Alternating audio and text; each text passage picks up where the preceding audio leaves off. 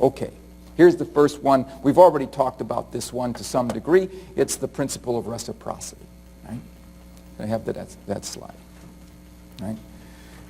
There is a rule in all cultures, all human societies subscribe to the rule that says, I am obligated to give back to you the form of favor or service or response that you've given to me. So if you invite me to a party, I should invite you to one of mine. If you do me a favor, I owe you a favor. And I'll tell you that in the context of obligation, people say yes to requests.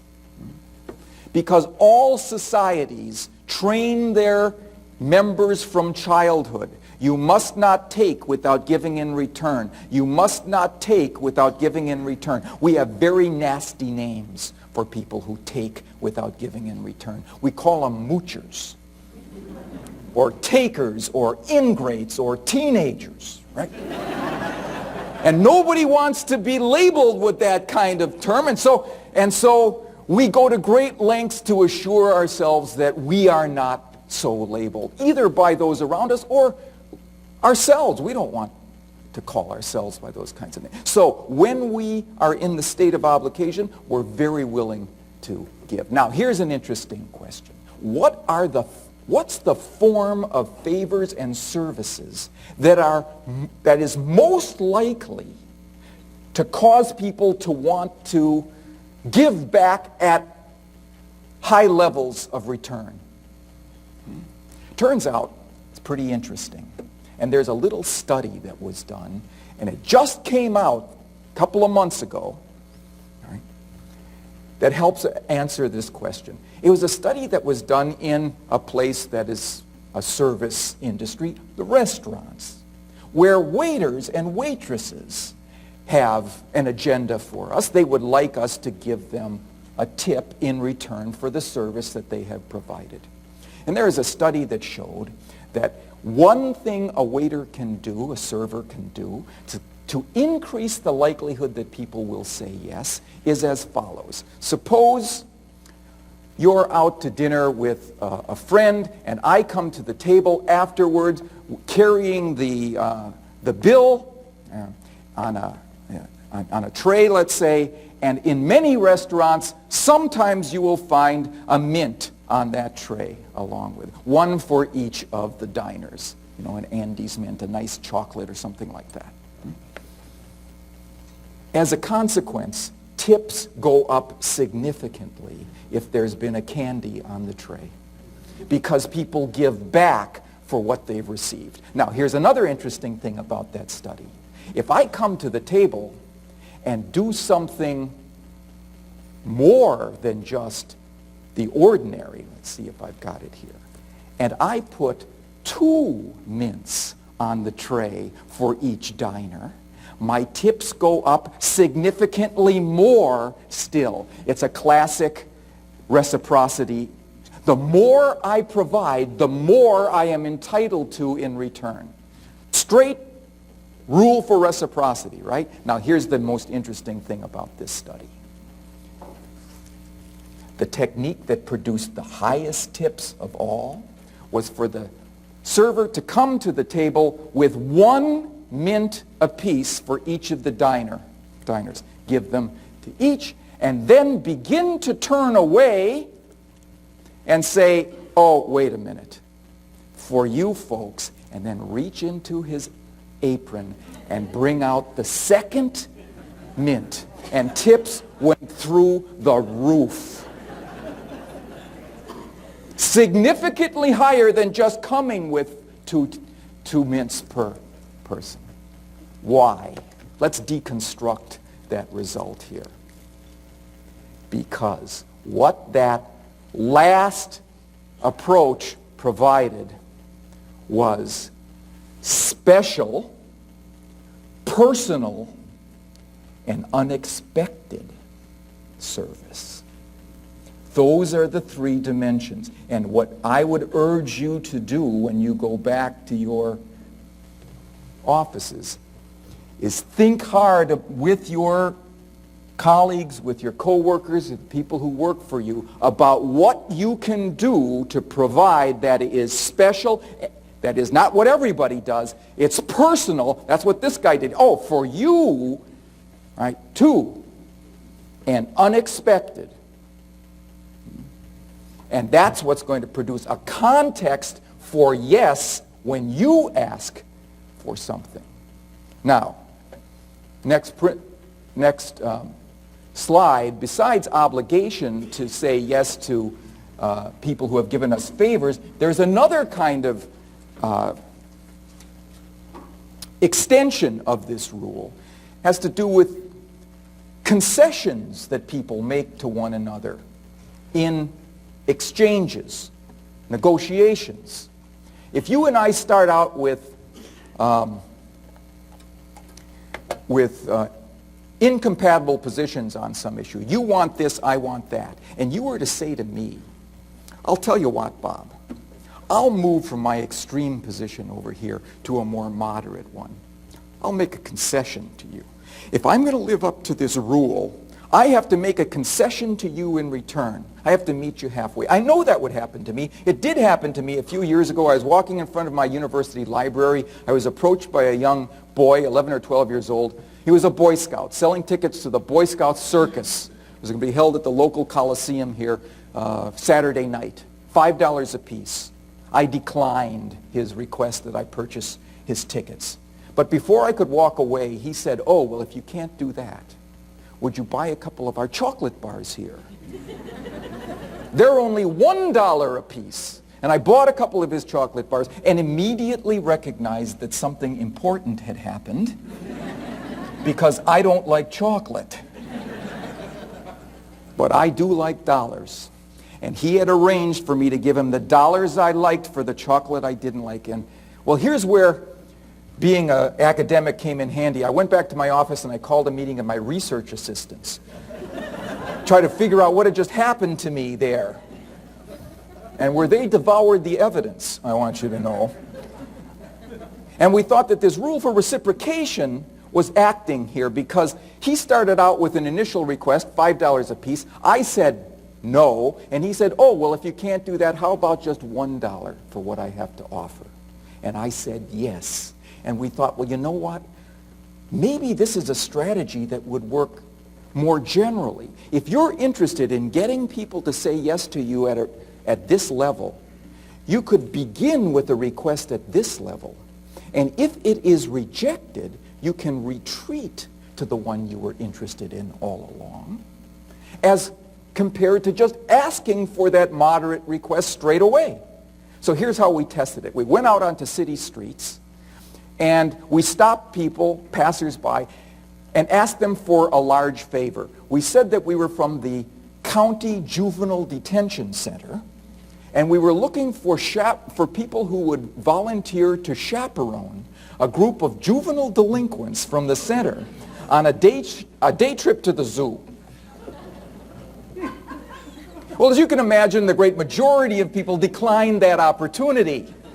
Only 17% complied, right, when that was the only request. But for another set of passers-by, randomly determined now, we began with an even larger request. Would you be a big brother or big sister to one of the kids down at the center? This would require 3 hours of your time every week for the next 2 years. They blinked. 2 years? 2 years? I don't even know where I'll be in 2 years. Then, taking our cue from the Boy Scout, we said, oh, well, if you can't do that, would you be willing to chaperone a group of juvenile delinquents on a day trip to the zoo? Whereas before, 17% of the people complied. Now, 50% of everyone we asked said, where do I sign? Where do I sign? Notice that the request was the same in all instances. The only thing that changed was what went first. What the context was in which the request was placed. In the context of an obligation to reciprocate a concession that someone else has made, we say yes in return. People say yes in return. Now, the ethics of this has to be taken into account. You can't just invent some extreme request so that you can retreat from it to what you were interested in all along. That's abusing the process. That's abusing the people that you're with. But how many times do you have a situation where you have more than one level of request that you can make to people? And so often, what we do is to censure ourselves, and we say, oh, no, I won't ask for that one. That's too much. I'll just go with this moderate level request. Well, what this set of data suggest is that that's wrong-headed. When you have two things, and one is more beneficial, and may be more expensive, but it's more beneficial for the individual you're approaching, always begin with the more beneficial request first. Because if you have made your argument well, you've given people a chance to say yes to you at the most beneficial levels. Give people a chance to say yes. But if they say no, now you can retreat to the still moderate favor and triple the likelihood of yes, according to our data. All right? Remember I said there was a moment of power after thank you? I'm going to suggest that there's a moment of power after no. It's a moment we typically hate.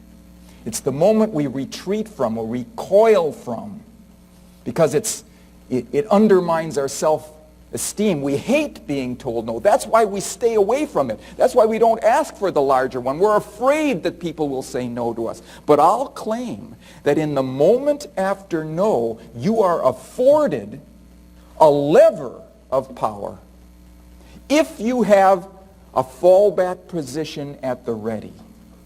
You have to have a fallback position. And in that moment after no, the fallback position will be significantly more likely accepted. Okay, next principle for us to consider. It's the principle of scarcity. We talked a little bit about it earlier. I have that slide.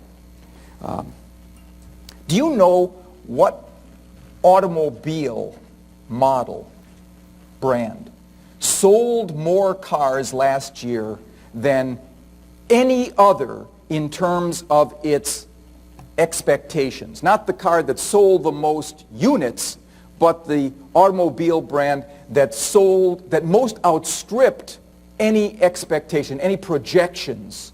Any ideas? Who's got some ideas of what that might be? What was it? PT Cruiser? Hubbard? Hummer? Cadillac? No. It's the Oldsmobile.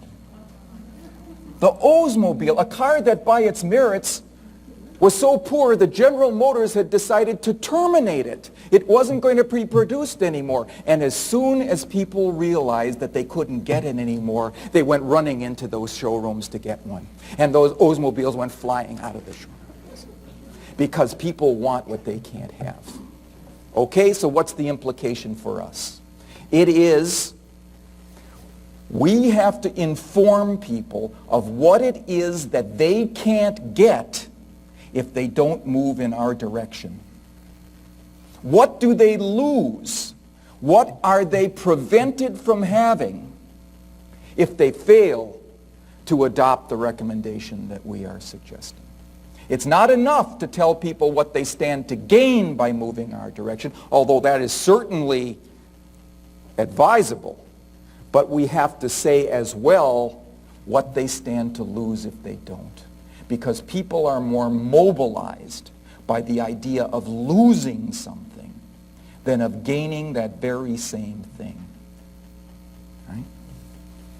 Now, another thing about this rule for scarcity is that it doesn't just apply to commodities. It also applies to information. Information that's exclusive, that's not widely available, turns out to be more persuasive than information that everybody has. Here's the best evidence I know of this. Study done by a former student of mine, actually an unusual student in that he built a successful business here in the Phoenix area importing beef to the United States, South America, and Australia, and then selling it to supermarket concerns. He came back to school to get his PhD in marketing, and I was sitting on his dissertation committee. He came to my office and he said he wanted to do his dissertation project using his own industry, his own customers, his own salespeople. Right? Called their customers by phone and told them about certain allotments of beef that were available to them. And so we talked about the research that showed that people are more attracted to scarce commodities and they are more persuaded by exclusive information. And he thought he would do the following study. He went back to his salespeople, told them to take their lists of customers, divide them randomly into 3 groups, call the first group, and give them the standard appeal that they typically used to solicit business. They said, we have a certain allotment of beef. It is of such and such a quality, such and such a price. We think we can guarantee delivery by such and such a date. We think this is a good time to buy. How many carloads would you purchase? Would you like to purchase? That was the standard appeal. For a second group of individuals, they received that same information and they were also told, oh, and by the way, because of certain weather conditions in Australia, there's likely to be a shortage of Australian beef in the near future. So he added scarcity to the mix. Let me show you what happened under those circumstances. Right? Standard appeal, an average of 10 units. Can I have the next slide? Scarcity, adding scarcity, more than doubled the average number of carloads of beef purchased. But I'll bet everybody in this room would have guessed that because we have an intuitive sense of the way scarcity works on us.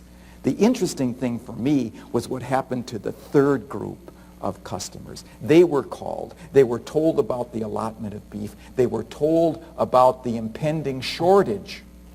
And then they were told, oh, and I should tell you that this information comes to us from our exclusive sources in the Australian National Weather Service. No one else has this information yet. This was the scarcity double whammy, wasn't it? Not only was the beef scarce, the information that the beef was scarce was scarce. And let me show you what happened under those circumstances. 600% increase. And this man came to me afterwards and said, you know, Dr. Cialdini, all of this was true. There was an impending shortage of Australian beef. This information did come to us through our exclusive sources, and we never knew to use it before. Because he didn't know what the research said. Well, now you know what the research says. And here's what the implication is for you. When you get a new piece of information, one of the greatest services you can do for a customer or client who you're trying to move in your direction is to call them immediately with that new piece of information, because exclusive information, new information that not everyone has access to, is more valuable to them. That's why it's more persuasive. And they will lean into that information as you talk to them about it, because it is more valuable. Right? They will gain more. So your job when you get that information is to act immediately on it. Information is not like wine. It doesn't get better with age. It's like bread. We want it more when it's fresh rather than stale, when it's warm rather than cold. Okay, next principle to talk about. Okay. The principle of authority. We prefer to say yes to legitimate experts. And that's fine, makes sense, but there's one type of authority communicator that's more effective than all others. Right? Social science has identified the credible communicator as the one who, with all other things equal, if you are a credible communicator, nobody can beat you. No competitor can beat you if you have the two components of credibility. One is knowledge, right? And the other is trustworthiness.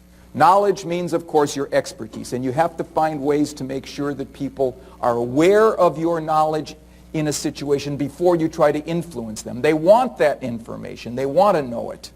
They want to follow the true experts. But secondly, you have to be able to show them that you're a trustworthy source of that expert information, which means that they perceive you as providing that information in an honest, unbiased, impartial way. Right? How do you do that?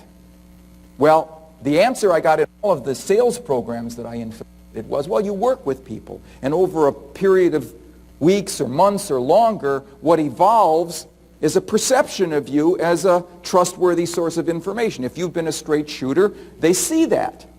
Well, that's fine, but what if you don't have months or weeks or longer? Right? What can you do then? You are being honest, absolutely trustworthy. But they don't know that about you. Well, it turns out there's a strategy that works. And it was developed by the advertising industry because they are forever in the situation of having to introduce new products to markets that don't know about them, that don't have a track record. And so here's what they do under those circumstances where credibility is an issue. Before they give their strongest argument, they mention a weakness in their case, a drawback. Let me give you some examples. Here's a service industry. Avis, we're number 2, but we try harder. Here's another one. L'Oreal, we're expensive, but worth it. The Peace Corps, another service industry. The toughest job you'll ever love. Listerine, it's the taste you hate, 3 times a day. I mean, you get the idea, right? And every one of these, before they deliver their strongest argument, they mention a weakness, and what that does is to create credibility. They're seen as knowledgeable about the pros and the cons, and honest enough to present the cons as well as the pros. And now when you present your strongest argument, it occurs in the context of a credible source of information. Okay.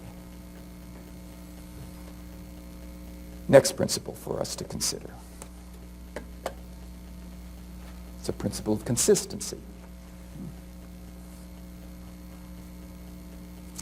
One way I can increase the likelihood that you will say yes to a request is first to get you to take a small step, a small stand in the direction of that request.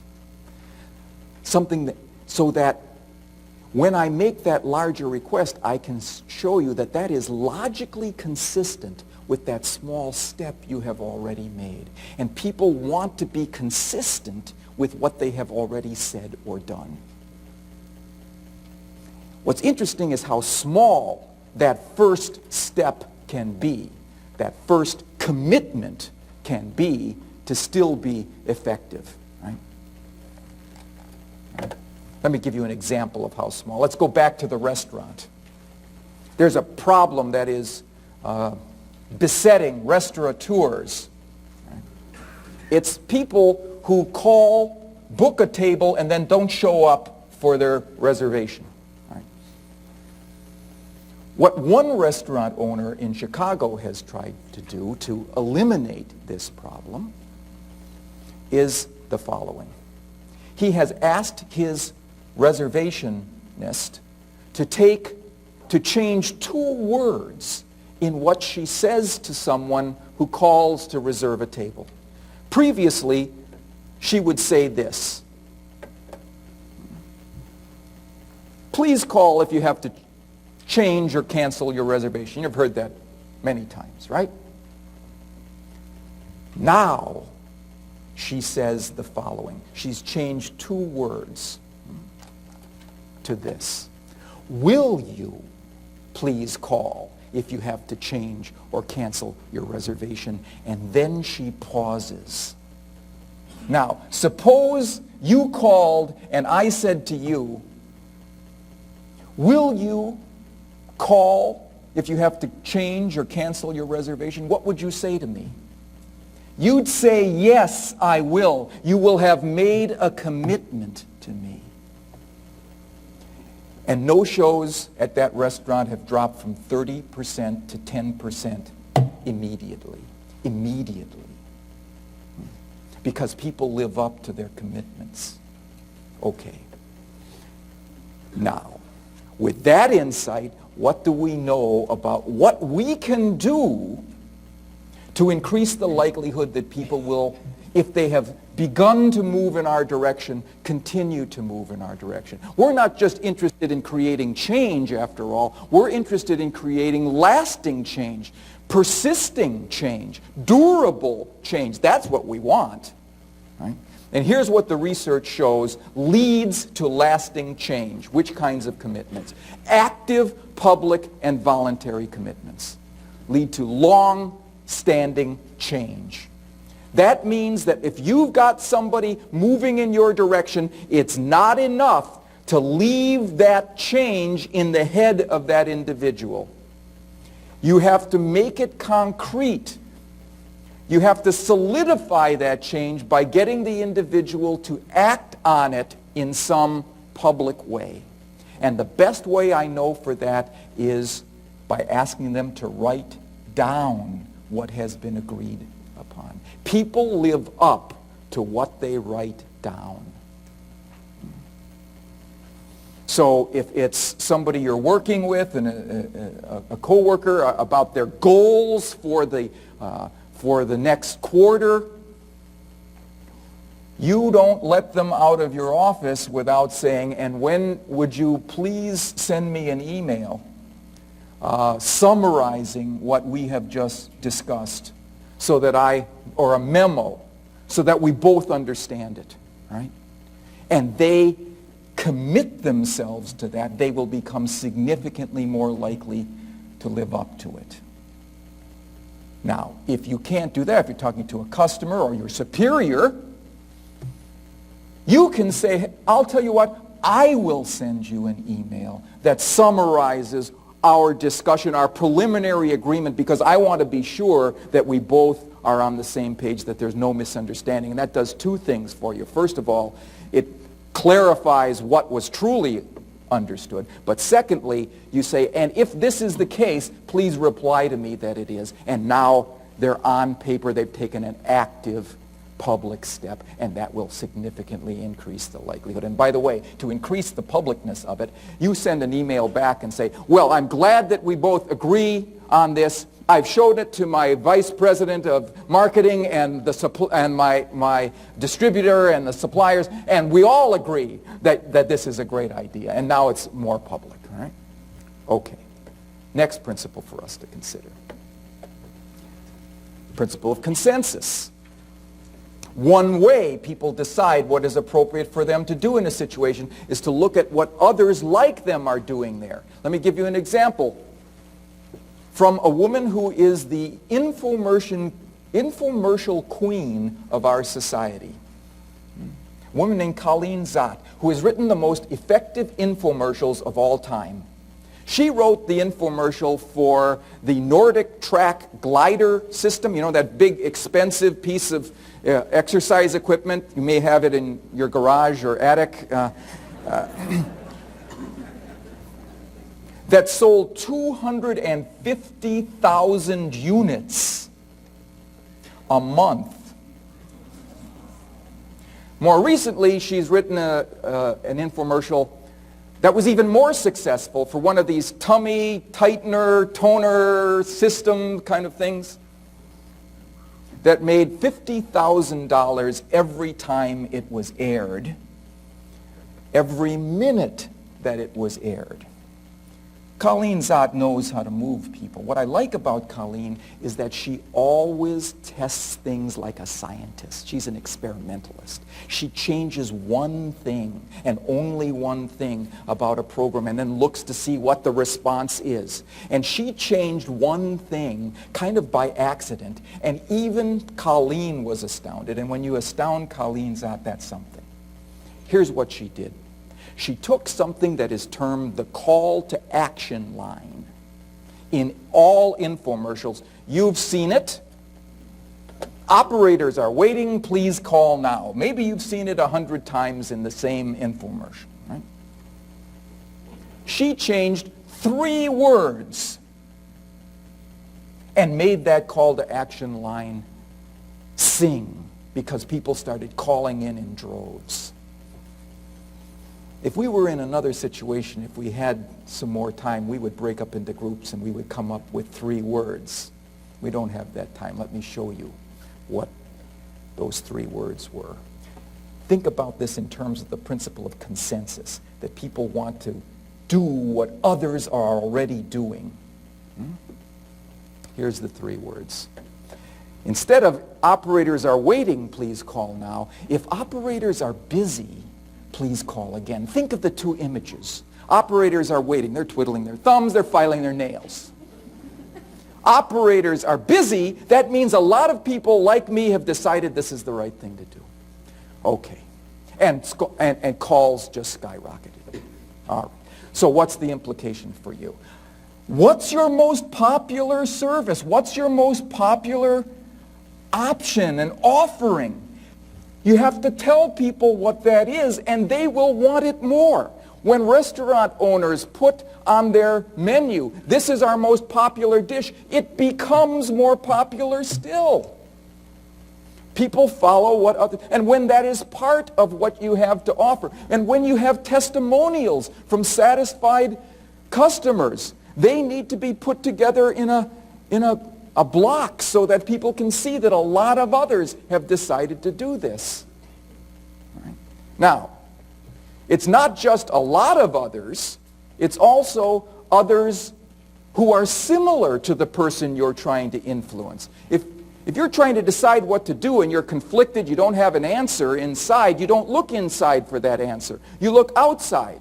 What are other people doing there? But because you want to know what you should do, you look at people who are like you, whose circumstances are similar to you. So when you present those testimonials to others, you can't let your egos get in the way and say, look, we got this order from this big company. IBM is our principal collaborator on this. Well, that's fine, but this may not. If you're talking to some smaller mid-range business, they're saying, well, that's fine for IBM, but what about me? No. You need to present a testimonial that most reflects the business circumstances of the individuals you're dealing with. Okay.